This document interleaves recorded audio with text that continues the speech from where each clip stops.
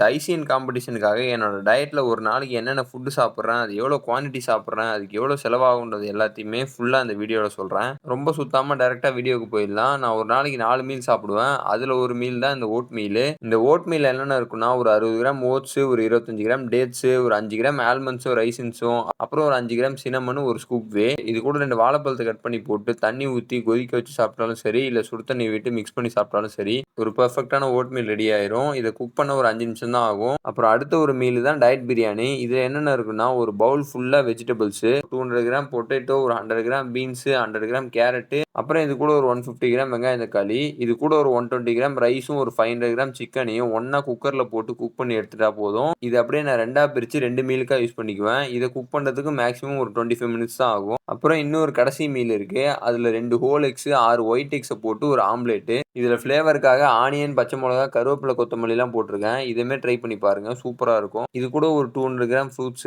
And இதெல்லாம் எவ்வளோ protein, corp, fat இருக்கு. மொத்தமா எவ்வளோ செலவாகும்ன்றதெல்லாம் கேப்ஷன்ல இருக்கு. இதே மாரியே நான் ஒரு நாளைக்கு என்னென்ன சப்ளிமெண்ட் எடுக்கிறேன், அதுக்கு எவ்வளோ செலவாகும்னு தெரிஞ்சுக்கணும்னா, என்ன மறக்காம ஃபாலோ பண்ணி வச்சுக்கோங்க. நாளைக்கு வீடியோல சொல்றேன்.